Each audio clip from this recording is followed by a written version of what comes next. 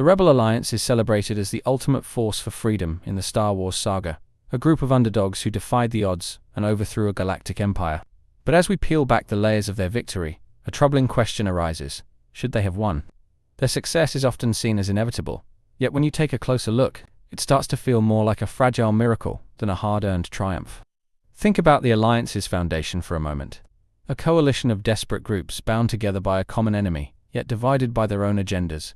They were fighting not only against the most powerful government the galaxy had ever seen, but also against the cracks within their own movement. How could such a fragile alliance hold firm long enough to claim victory? And then there's the Empire itself. A sprawling, resource-rich juggernaut with entire planets under its control. The scale of its power dwarfed the Alliance at every turn, making the Rebels' struggle seem like a speck of defiance against an unshakable colossus. Could determination and hope alone really topple such a force? Even the methods of the Rebels themselves are worth questioning. For all their talk of freedom and justice, their tactics often blurred the line between heroism and something darker. Was their moral high ground as firm as they claimed? Or did the ends justify the means for a cause that may not have been as pure as it seemed?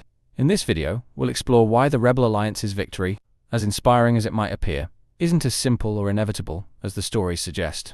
From their shaky foundations and questionable morality to the overwhelming might of the Empire, there are cracks in the legend that demand closer scrutiny. The Rebel Alliance on the surface looked united, but deep down, it was built on shaky ground. Think about the sheer diversity of their ranks. You had ex-Imperials, smugglers, and idealistic leaders trying to hold together a cause that was more dream than reality. How could a movement with so many conflicting agendas truly survive long-term? Look at their leadership for a moment. Mon Mothma, Leia, and others were undeniably brave, but bravery alone doesn't equal leadership. What happens when the leaders are forced to make tough calls with no unanimous agreement? When they face disagreements so strong that trust starts to crack, unity becomes a mirage. Then there's the question of resources. Sure, they had supporters and secret donors, but a rebellion thrives on consistency. Where did they get enough ships, weapons, and supplies to match the Empire's endless arsenal? Did the galaxy really offer enough support to give them a fighting chance? Or was their survival more luck than strategy?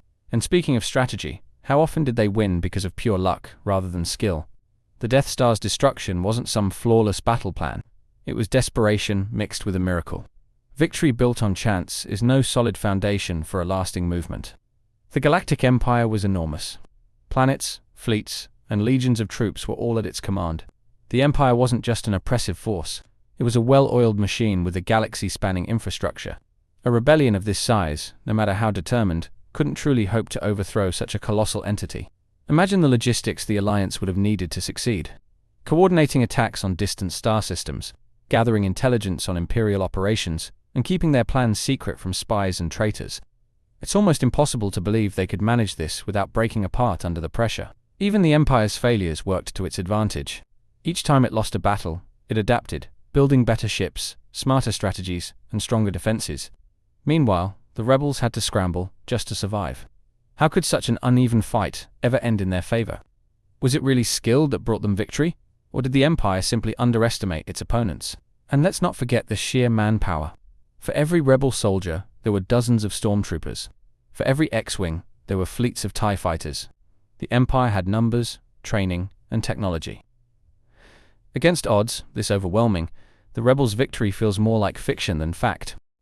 The Alliance often claimed the moral high ground, but were their actions truly as noble as they seemed? Sabotage, espionage, and even outright assassinations were all part of their playbook. Fighting for freedom is one thing, but where do you draw the line between heroism and terrorism? Take the destruction of the Death Star, for instance. Yes, it was a symbol of oppression, but it was also a station filled with countless lives. Engineers, soldiers, and even prisoners were aboard. Does the pursuit of freedom justify sacrificing so many lives, no matter who they were? Even the recruitment tactics of the Alliance raise questions.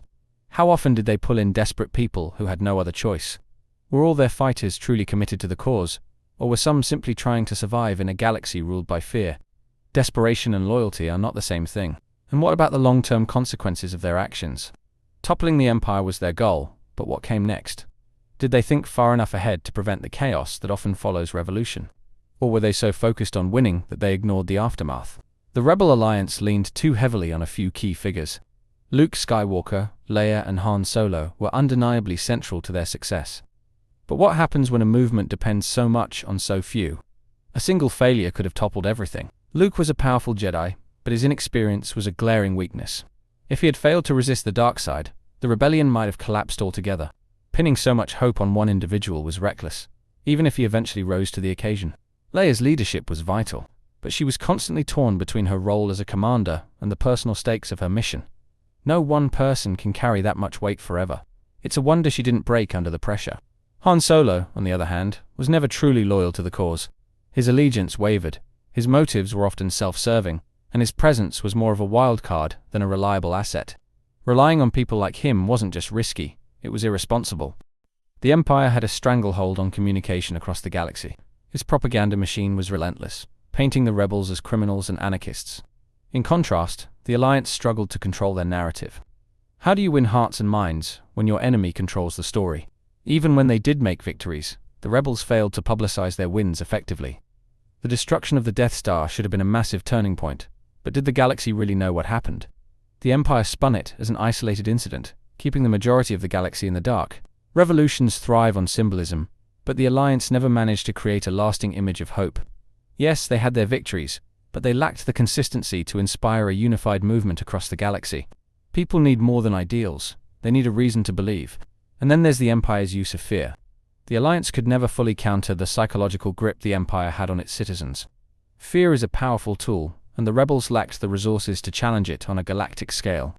The Rebel Alliance wasn't just one group, it was a coalition of different factions. Each of these groups had its own interests, goals, and agendas. Holding them together was an achievement in itself, but how long could it realistically last? Different factions within the Alliance often clashed over strategy and resources. Some wanted to focus on diplomacy, while others pushed for all-out war. These divisions weren't just a weakness, they were a ticking time bomb. Even their relationships with outside groups were precarious. Smugglers, mercenaries, and independent systems supported the Alliance out of convenience, not loyalty. What would have happened if these allies decided the fight wasn't worth the risk?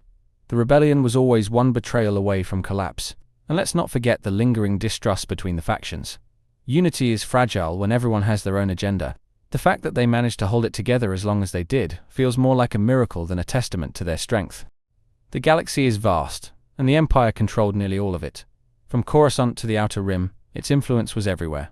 The rebels, no matter how hard they fought, were always outnumbered, outgunned, and outmaneuvered. Think about the resources the Empire could bring to bear. Entire fleets of Star Destroyers, countless TIE fighters, and seemingly endless supplies of troops. Against this kind of power, how could the Alliance ever hope to stand a chance? Even when the Empire suffered losses, it had the ability to recover quickly. A destroyed fleet could be replaced, a lost battle could be avenged, and a fallen leader could be replaced with another. The Alliance, on the other hand, couldn't afford even a single major setback. And then there's the reach of the Empire's influence. From propaganda to fear, its grip on the galaxy was absolute. The rebels fought bravely, but bravery alone doesn't win against an opponent this vast. The Rebel Alliance may have won, but at what cost? Toppling the Empire was only the beginning of their struggle. What followed was chaos, uncertainty, and the daunting task of rebuilding a galaxy torn apart by war. Power vacuums don't stay empty for long. The collapse of the Empire left countless systems vulnerable to crime syndicates, warlords, and opportunists. Was the galaxy truly better off without the Empire, or did the rebels simply trade one kind of tyranny for another? Even within the Alliance, cracks began to show after their victory. Unity is easy to maintain when there's a common enemy, but once that enemy is gone, old divisions resurface. How long could they hold together without the Empire to fight against? In the end, the Rebel Alliance's victory feels less like a triumph, and more like a bittersweet conclusion. They may have won the war, but the battle for the galaxy's future was far from over. Thanks so much for watching. I spend a good bit of time making sure each video is great. If you enjoyed this video, don't forget to leave a like and subscribe to the channel if you haven't already. It really helps out and means a lot to me. As always, let me know your thoughts in the comments. I'll see you in the next one.